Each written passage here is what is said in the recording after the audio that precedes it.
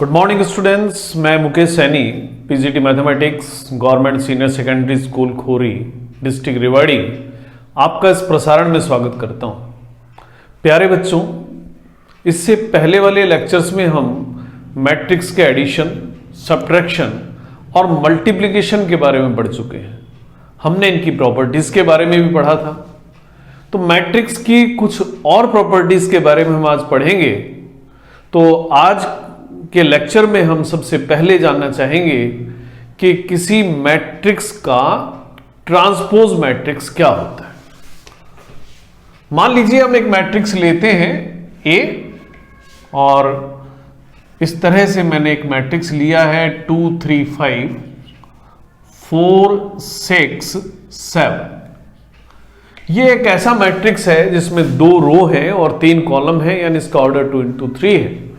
अब मैं इसका ट्रांसपोज मैट्रिक्स लिखता हूं। तो ट्रांसपोज मैट्रिक्स कैसे लिखा जाता है किसी भी मैट्रिक्स का, कि आपको जो भी मैट्रिक्स दिया जाए उसकी रोज को आप कॉलम्स में और कॉलम्स को रोज में चेंज कर दें।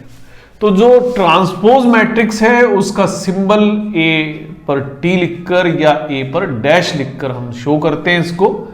तो अब ट्रांसपोज लिखने का तरीका होगा कि जो फर्स्ट रो है उसे हम फर्स्ट कॉलम बना दें, 2 3 5 और 4 6 7।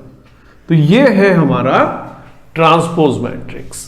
ये मैट्रिक्स ए था और ये मैट्रिक्स इसका ट्रांसपोज मैट्रिक्स है, जिसे हम ए टी या ए डैश के नाम से डिनोट करते हैं। आइए अब हम इसकी कुछ प्रॉपर्टीज के बारे में जान लेते हैं, फिर एक एक करके इनको प्रूव भी करेंगे।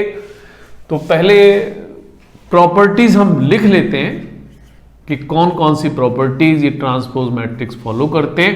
Properties of transpose matrix.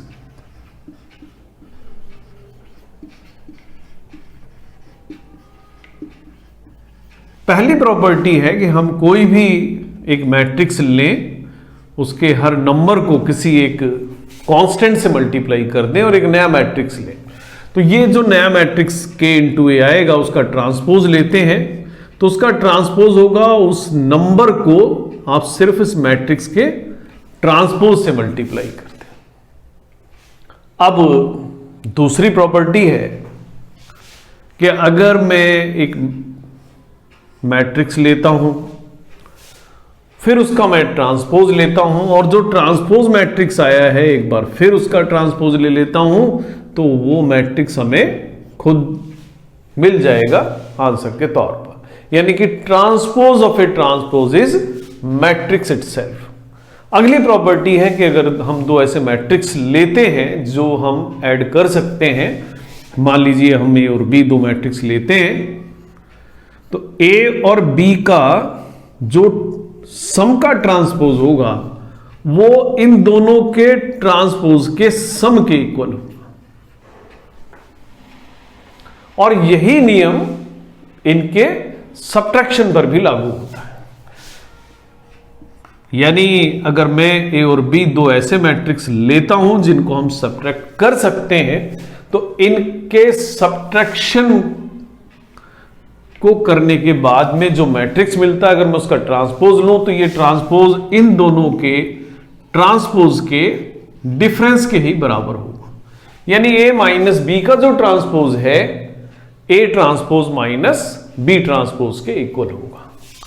अब बात आती है इनके मल्टीप्लिकेशन की। अगर मैं ऐसे दो मैट्रिक्स लेता हूं जिन्हें हम मल्टीप्लाई कर सकते हैं, कंफर्मेबल होने चाहिए मल्टीप्लिकेशन के लिए, तो ए और बी अगर मैंने ऐसे दो मैट्रिक्स लिए हैं, तो ए और बी के प्रोडक्ट का जो ट्रांसपोज है वो इनके ट्रांसपोज के प्रोडक्ट के बराबर होगा, लेकिन ऑर्डर उसका रिवर्स हो जाएगा।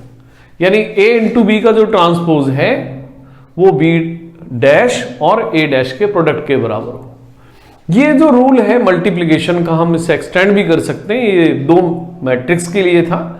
अगर हम मैट्रिक्स ज्यादा रखते हैं, 3 मैट्रिक्स लेते हैं, लेकिन आपको यह ध्यान रखना है कि ये तीनों मैट्रिक्स ऐसे होने चाहिए जिनका हम मल्टीप्लिकेशन कर सकें। तो ये प्रोडक्ट होगा सी डैश बी डैश और ए डैश के मल्टीप्लीकेशन के बराबर। तो ये कुछ प्रॉपर्टीज हैं, अब इनको हम हमारी एक्सरसाइज के क्वेश्चंस की हेल्प से प्रूव भी करके दिखाएंगे। हमारे एक्सरसाइज में भी इस तरह के क्वेश्चंस होंगे जहां हमें इन प्रॉपर्टीज पर बेस्ड क्वेश्चंस करने होंगे। तो आइए कुछ क्वेश्चंस लेते हैं। तो मैं अब एक्सरसाइज 3.3 से क्वेश्चन ले रहा हूं। तो जो पहला क्वेश्चन है 3.3 से, उसमें हमें एक मैट्रिक्स दिया हुआ है और उसका ट्रांसपोज फाइंड करना है। जैसे फर्स्ट क्वेश्चन का सेकंड पार्ट लेता हूं, एक मैट्रिक्स है 1 -1 और 2 3। मान लीजिए इसका नाम A है, तो इसका ट्रांसपोज हमें फाइंड करना। तो जब भी किसी मैट्रिक्स का आपको ट्रांसपोज फाइंड करना हो, सिर्फ आप इतना काम कीजिएगा कि जो फर्स्ट रो है आप उससे फर्स्ट कॉलम बना लें और सेकंड रो को सेकंड कॉलम बना। तो फर्स्ट रो इस समय बनेगी 1 -1 और सेकंड रो 2 3। तो ये है इस मैट्रिक्स का ट्रांसपोज मैट्रिक्स। तो इसी तरह से दो पार्ट्स और दिए हुए हैं, आप उन्हें आराम से कर सकते हैं। अब अगला जो क्वेश्चन है उसमें हमें दो मैट्रिक्स दे रखे हैं। पहले हम मैट्रिक्स लिख लेते हैं जो क्वेश्चन नंबर 2 है। तो दूसरा क्वेश्चन है जिसमें हमें मैट्रिक्स ए दिया हुआ है। तो ए मैट्रिक्स है -1 2 3 5 7 9 और -2 1 1। ये मैट्रिक्स ए है। उसके बाद में एक और मैट्रिक्स हमें गिवन है, मैट्रिक्स बी है -4 1 -5 1 2 0 और 1 3 1। अब हमें प्रूव करना है कि A प्लस B का जो ट्रांसपोज है वो A ट्रांसपोज और B ट्रांसपोज के सम के इक्वल है। तो ये इसका पहला पार्ट है। दूसरे पार्ट में A माइनस बी का transpose A transpose minus B transpose के इक्वल प्रूव करना है। तो आइए शुरू करते हैं। तो पहला काम हमारा होगा कि जो मैट्रिक्स हमें दिए हुए हैं उनका सम कर लें, A प्लस बी फाइंड कर लें, उसके बाद हम इनका ट्रांसपोज फाइंड करें। तो सबसे पहला काम है A प्लस बी फाइंड करना। तो A प्लस बी यहां पर है -1 और -4 यानी -5, 2 और 1 3 और -5 यानी -2, 5 और 1 6, 7 and 2 9, 9 और 0 9, -2 + 1 यानी -1, 1 + 3 यानी 4 और 1 और 1 2। ये हमें A प्लस बी मिल गया। अब हम फाइंड करते हैं इसका ट्रांसपोज। तो ट्रांसपोज फाइंड करने के लिए जैसा भी हमने सीखा था, पहली रो को हम पहला कॉलम बनाएंगे, -5 3 -2। सेकंड रो को सेकंड कॉलम 6 9 9 और थर्ड रो को थर्ड कॉलम यानी -1 4 और 2।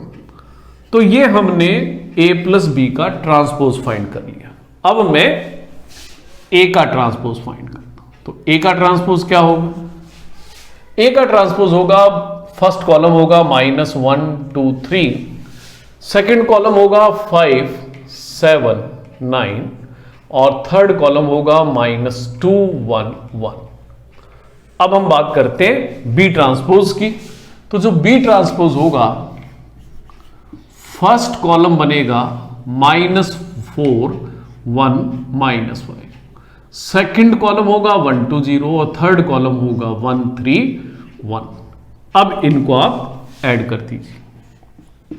तो A dash plus B dash होगा -5 5 और 1 6, -2 और +1 यानी -1, 2 + 1 3, 7 and 2 9, 1 and 3 4, 3 + -5 करेंगे -2, 9 + 0 9, 1 and 1 2। ये आप इक्वेशन 2 बना दीजिए। आप देख सकते हैं जो A प्लस बी का ट्रांसपोज है वही A transpose plus B transpose है। तो ये हमारे रूल की पुष्टि भी करता है और इसी तरह से इसी क्वेश्चन का जो दूसरा पार्ट है उसमें हमें A माइनस बी का ट्रांसपोज प्रूव करना है A transpose minus B transpose के इक्वल, तो वो आप इसी तरीके से आप स्वयं कर सकते हैं। अब मैं लेता हूं तीसरा क्वेश्चन। तो जो तीसरा क्वेश्चन है वो भी इसी प्रकार का है और इसी तरह से जो चौथा क्वेश्चन है वो भी इनके जैसा ही है, यानी दूसरा, तीसरा और चौथा। अब हम बात करते हैं क्वेश्चन नंबर 5 की। तो पांचवा जो क्वेश्चन है इसमें हमें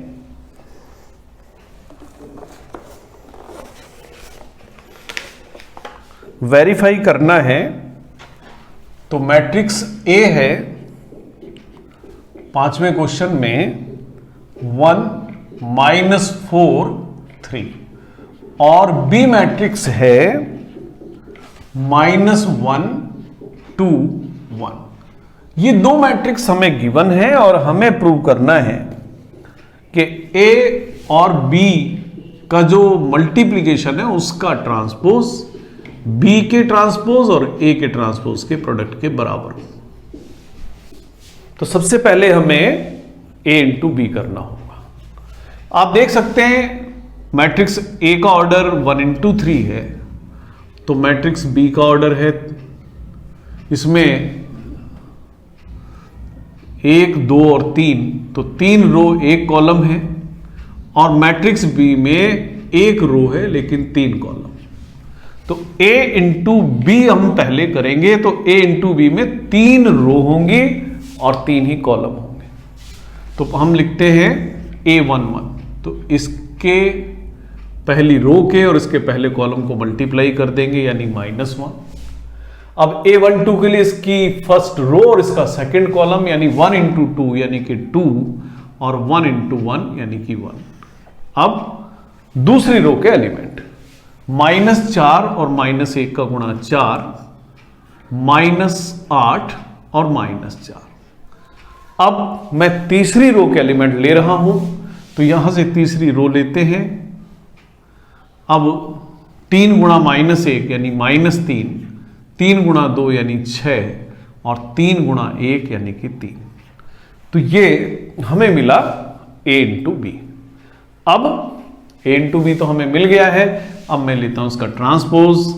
ए बी का जो ट्रांसपोज होगा वो कैसे फाइंड करेंगे कि जो फर्स्ट रो है उसे फर्स्ट कॉलम बना देंगे, सेकंड रो को सेकंड कॉलम बना देंगे और थर्ड रो को थर्ड कॉलम बना। तो ये A इंटू बी का ट्रांसपोज हुआ। आप इसे इक्वेशन नंबर 1 डालिए। अब B के ट्रांसपोज और A के ट्रांसपोज को भी हम मल्टीप्लाई करेंगे, लेकिन उससे पहले B का ट्रांसपोज फाइंड करते हैं। तो B का जो ट्रांसपोज है हमारे पास में वो होगा -1 2 1 और A का ट्रांसपोज होगा 1 -4 और 3। तो बिल्कुल पहले वाली ही सिचुएशन अब हमारे पास बन गई है। इसका ऑर्डर B डैश का 3 गुणा 1 है और A डैश का ऑर्डर 1 गुणा 3 है। दोनों मल्टीप्लाई हो सकते हैं। मल्टीप्लाई होने के बाद जो नया मैट्रिक्स आएगा वो 3 गुणा 3 का होगा। तो आइए B डैश और A डैश को मल्टीप्लाई। तो पहली रो के एलिमेंट हैं -1 इंटू 1 यानी -1, -1 इंटू -4 यानी 4 और -1 इंटू 3 -3। अब दूसरी रो के एलिमेंट होंगे 2 गुणा 1 यानी 2, -8 और 6। तीसरी रो के एलिमेंट होंगे 1, -4 और 3। इसे आप इक्वेशन नंबर 2 डाल दें। तो अब आप देख सकते हैं कि जो A इंटू बी का ट्रांसपोज है वही B के ट्रांसपोज और A के ट्रांसपोज का प्रोडक्ट है।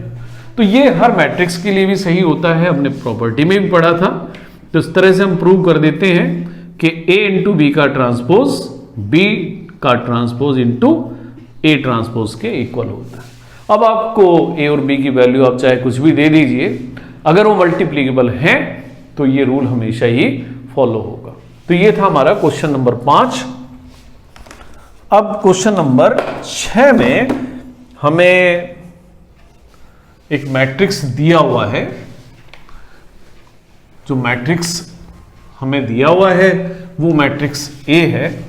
तो मैट्रिक्स ए है, जो फर्स्ट पार्ट है 6th का, हमें मैट्रिक्स ए दिया हुआ है cos alpha, sine alpha, minus sine alpha और कॉस एल्फा। अब जब मैट्रिक्स ए हमें गिवन है तो यहां पर हमें वेरीफाई करना है कि जब भी हम ए डैश को ए से मल्टीप्लाई करेंगे तो हमें प्रोडक्ट के तौर पर हमेशा ही आइडेंटिटी मैट्रिक्स मिलेगा। क्योंकि मैट्रिक्स ए तो हमें गिवन है, हम ए का ट्रांसपोज फाइंड कर लेते हैं। तो यहां पर ए ट्रांसपोज जो होगा वो लिख लेते हैं। फर्स्ट कॉलम बन जाएगा कॉस एल्फा साइन एल्फा और सेकंड कॉलम होगा माइनस साइन एल्फा और कॉस एल्फा। और अब हम करते हैं इनका प्रोडक्ट। तो ए डैश को ए से मल्टीप्लाई करते हैं, यानी cos alpha minus sine alpha, sine alpha और कॉस एल्फा, ये जो मैट्रिक्स है इसको ओरिजिनल जो हमें मैट्रिक्स गिवन है उससे मल्टीप्लाई कर लेते हैं। मैट्रिक्स ये है हमारा cos alpha, sine alpha, minus sine alpha और कॉस एल्फा। तो अब हम इनको मल्टीप्लाई करते हैं। तो दोनों के ही ऑर्डर 2 into 2 है, तो इसलिए मल्टीप्लाई भी होंगे और मल्टीप्लाई होने के बाद जो नया मैट्रिक्स आएगा वो भी 2 into 2 का ही आएगा। तो अब मैं फर्स्ट रो के जो हमारे एलिमेंट्स हैं उनको लेता हूं। कॉस एल्फा को कॉस एल्फा से मल्टीप्लाई करेंगे, यानी cos square alpha, plus minus sine alpha को माइनस साइन एल्फा से मल्टीप्लाई करा, यानी साइन स्क्वायर एल्फा। अब फर्स्ट रो सेकंड कॉलम, तो रो फर्स्ट लेंगे column second, cos alpha into sine alpha plus minus sine alpha into cos alpha, यानी minus sine alpha into cos alpha हो गया। तो ये हमारी फर्स्ट रो कंप्लीट हो गई। अब सेकंड रो बनाने के लिए ये सेकंड रो लेते हैं, इसका फर्स्ट कॉलम लेंगे, sine alpha cos alpha plus cos alpha और साइन एल्फा, लेकिन यहां पर हमें एक माइनस साइन मिलेगा।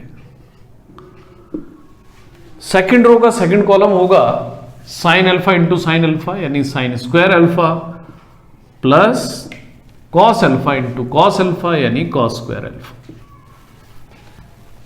तो अब मेरे पास मैट्रिक्स तैयार है, cos square alpha plus sine square alpha यानी 1 हो गया, ये 0 हो गया, ये एलिमेंट है ये भी 0 है, और ये जो A22 पर मैट्रिक्स के एलिमेंट है उसकी वैल्यू भी 1 है। तो ये A डैश और A का प्रोडक्ट है। हम ये पढ़ चुके हैं, ये कौन है, ये आइडेंटिटी मैट्रिक्स है। और यही हमें प्रूव भी करना था कि जब भी मैं A डैश को यहां पर A से मल्टीप्लाई कर रहा हूं तो जो रिजल्ट है वो हमें आइडेंटिटी मैट्रिक्स मिल रहा है। आगे के क्वेश्चन करें उससे पहले हमें कुछ बातें फिर सीखनी होंगी, क्योंकि अब जो आगे क्वेश्चंस हमें दिए हुए हैं वो सिमेट्रिक मैट्रिक्स और स्क्यू सिमेट्रिक मैट्रिक्स से संबंधित है। तो पहले अब हमें जानना होगा कि आखिर ये सिमेट्रिक मैट्रिक्स है क्या। तो आइए देखते हैं सिमेट्रिक मैट्रिक्स क्या है, उसके बाद हम इन क्वेश्चंस को करेंगे।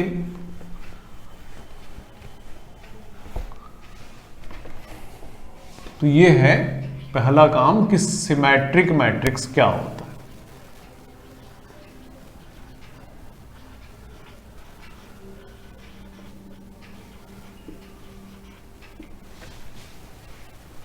किसी मैट्रिक्स को हम सिमेट्रिक मैट्रिक्स कहते हैं अगर उस मैट्रिक्स का ट्रांसपोज लें और वो जो ट्रांसपोज वाला मैट्रिक्स है ओरिजिनल मैट्रिक्स के बराबर हो जाए। तो यानी आप समझ सकते हैं किसी मैट्रिक्स को हम कहेंगे कि ये सिमेट्रिक है अगर हमने उसका ट्रांसपोज लिया और उस मैट्रिक्स के ही बराबर आ गया।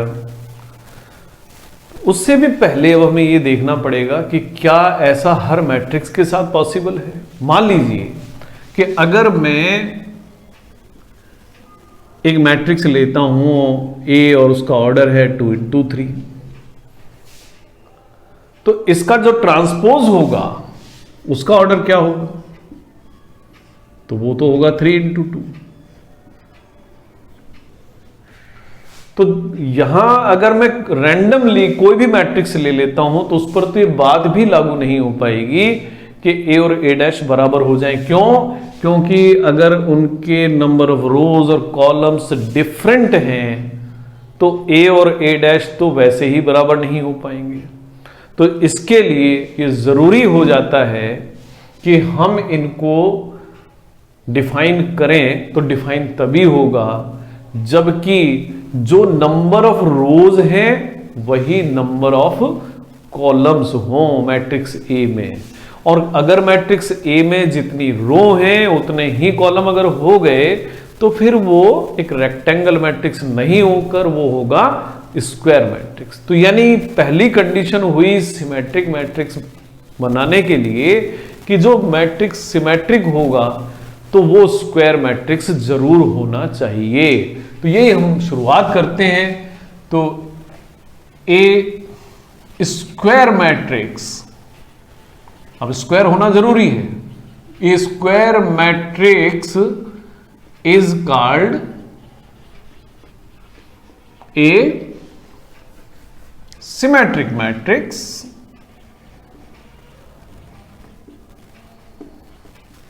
if transpose of the matrix is equal to matrix itself। यानी ए डैश और ए अगर बराबर हैं तो हम कहते हैं कि ये स्क्वायर मैट्रिक्स एक सिमेट्रिक मैट्रिक्स है। एग्जाम्पल के तौर पर देखते हैं। फॉर एग्जाम्पल अगर हम देखें, मान लीजिए एक मैट्रिक्स लेते हैं, स्क्वायर मैट्रिक्स लेते हैं। ए मैट्रिक्स लिया हमने तो पहली रो अगर मान लेते हैं 2 3 5 है। अब दूसरी रो लेते हैं,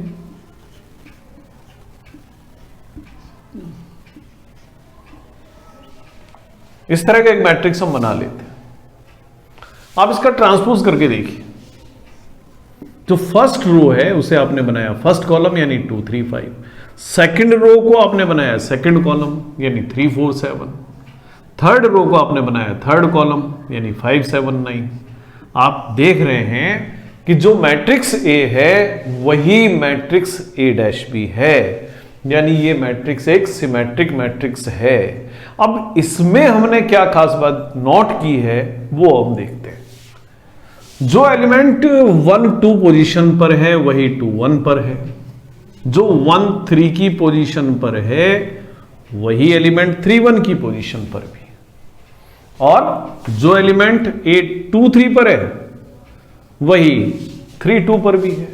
तो यानी किसी मैट्रिक्स को हम जो स्क्वायर मैट्रिक्स होगा उसे हम सिमेट्रिक तभी कह सकते हैं जब उस मैट्रिक्स का ijth एलिमेंट jith एलिमेंट के इक्वल हो जाएगा।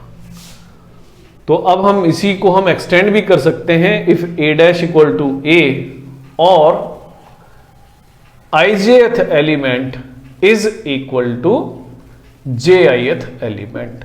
जो उस मैट्रिक्स का ij वहां एलिमेंट है वही उस मैट्रिक्स का अगर ji वहां एलिमेंट होगा तो हम कहते हैं कि ये जो मैट्रिक्स है वो एक सिमेट्रिक मैट्रिक्स।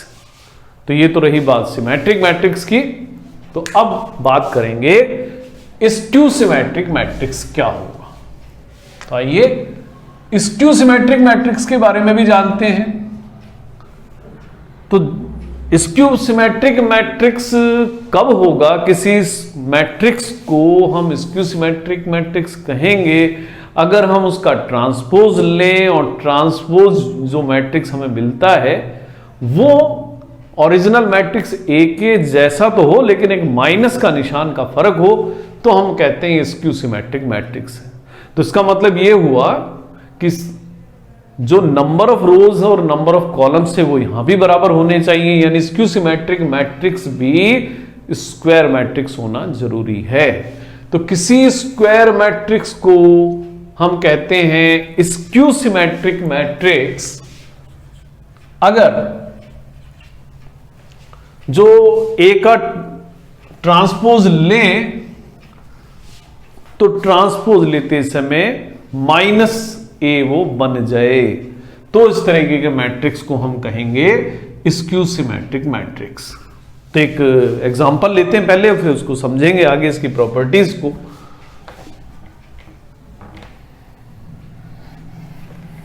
मान लीजिए हमने एक स्क्वायर मैट्रिक्स तो लेना ही है।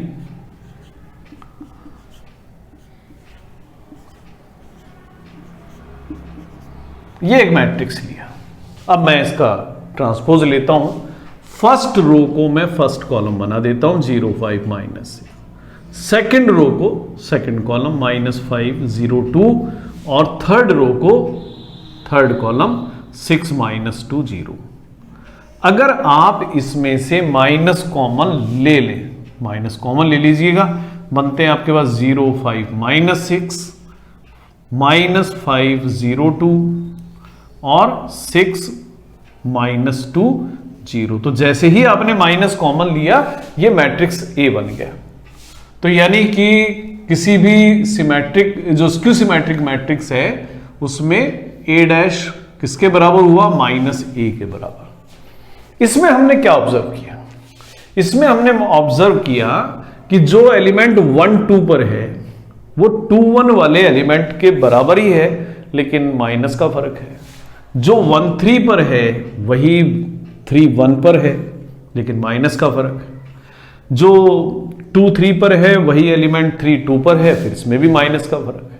यानी किसी मैट्रिक्स को जो स्क्वायर होना जरूरी है, हम स्क्यू सिमेट्रिक मैट्रिक्स कहेंगे अगर आई जे वहां एलिमेंट आई जे आई में एलिमेंट के बराबर हो लेकिन माइनस का फर्क हो, तो ये स्क्यू सिमेट्रिक मैट्रिक्स की पहचान हो गई। और इसके अलावा क्या होगा, अगर मान लो इसी स्क्यू सिमेट्रिक मैट्रिक्स में कभी ऐसा हो जाए कि जब आई और जे बराबर हो जाएं, यानी फर्स्ट रो फर्स्ट कॉलम हो, सेकंड रो सेकंड कॉलम वाला एलिमेंट हो, थर्ड रो थर्ड कॉलम का एलिमेंट हो, तो ऐसी स्थिति में ए आई जे का मतलब होगा ए आई आई बराबर -a i, यानी 2 times of A I I is equal to 0, यानी ए आई आई हो जाएगा 0। ए आई आई का मतलब क्या है कि वो एलिमेंट जो प्रिंसिपल डायगोनल पर आते हैं। तो यानी स्क्यू सिमेट्रिक मैट्रिक्स में जो भी एलिमेंट प्रिंसिपल डायगोनल पर आएंगे वो सारे 0 हो जाएंगे। तो यानी स्क्यू सिमेट्रिक मैट्रिक्स में 2 पहचान, पहली पहचान कि स्क्यू सिमेट्रिक मैट्रिक्स में प्रिंसिपल डायगोनल पर जो भी एलिमेंट आएंगे वो 0 होंगे, और जो नॉन डायगोनल एलिमेंट हैं वो ऐसे होंगे जिनमें माइनस का फर्क होगा, ए आई जे -a जे आई के बराबर। तो अभी हमने पढ़ा सिमेट्रिक मैट्रिक्स और स्क्यू सिमेट्रिक मैट्रिक्स। अब इनकी प्रॉपर्टीज पर जो बेस्ड क्वेश्चंस हैं उन्हें हम कवर करेंगे अगले लेक्चर में। आज के लिए इतना ही, धन्यवाद।